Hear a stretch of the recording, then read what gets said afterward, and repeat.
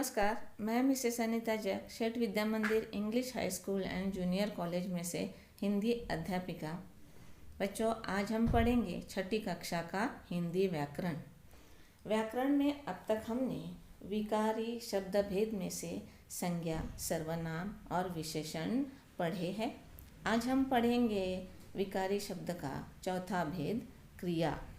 यहाँ कुछ उदाहरण मैं दिखा रही हूँ। भगत जी भक्तों को जमा कर रहे हैं, वह मेरा पत्थर लेकर भाग रहा है। अब इन वाक्यों में कर रहे हैं, भाग रहा है, इससे काम का करना या होना यह सूचित हो रहा है, तो इन शब्दों को क्रिया कहते हैं। वैसे ही यहाँ कुछ और उदाहरण है। यहाँ वे एक पाठशाला डैश ब्रैकेट में खोलेंगे यह शब्द दिया है। गुरु शिष्य को पाठ डैश पढ़ाते हैं यह शब्द दिया है। अब ब्रैकेट में दिए हुए शब्दों को अगर हम यहाँ लिखते हैं तो वे एक पाठशाला खोलेंगे, यानी वाक्य का अर्थ पूरा होता है। तो इससे हमें यह पता होता है कि क्रिया का मतलब किसी काम का करना या होना और वाक्य का अर्थ पूरा करना। क्रिया के दो भेद हैं, एक सकर्मक क्रिया और दूसरा अकर्मक क्रिया। अब हम देखेंगे सकर्मक क्रिया। उसने साइकिल खरीदी, तुमने मुझ पर एहसान किया। अब इन वाक्यों में कर्ता और कर्म दोनों का संबंध आया है। यहाँ पे खरीदी और किया ये सकर्मक क्रिया है, क्योंकि यहाँ साइकिल और एहसान ये कर्म है।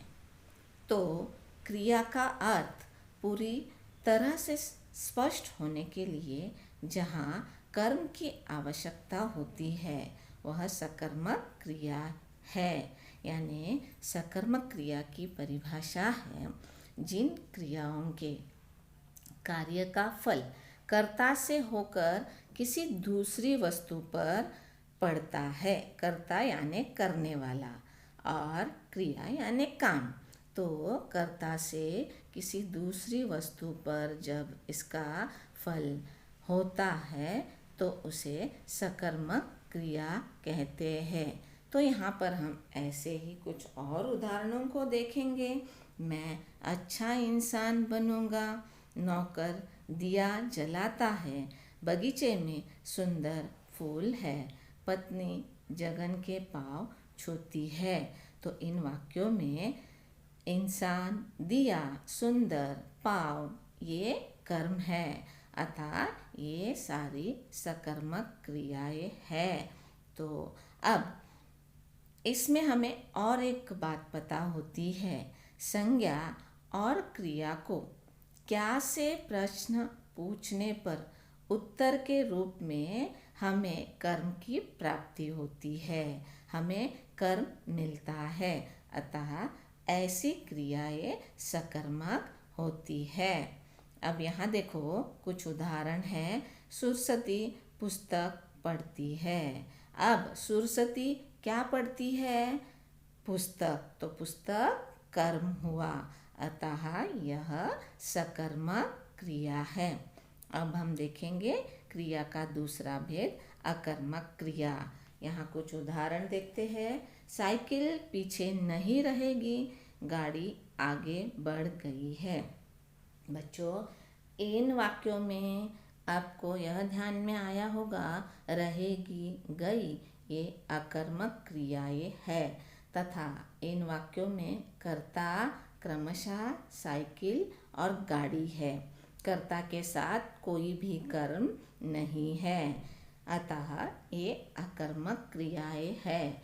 यानी इससे हमें पता चलता है अकर्मक क्रिया यानी जिन क्रियाओं का फल केवल कर्ता पर पड़ता है, कर्म के साथ उनका कोई भी संबंध नहीं रहता है, तो ऐसी क्रियाएं अकर्मक क्रियाएं कहलाती है। हम यहाँ पे कुछ और उदाहरण को देखेंगे। एक, अल्फ्रेड अमेरिका गए, हम आपको जाने देंगे। रूबी निधि के साथ खेल सकती है, पंडित माता दिन उधर से निकले, यानी ये गए, सकती है, देंगे, निकले, यह सारी अकर्मक क्रियाएं है।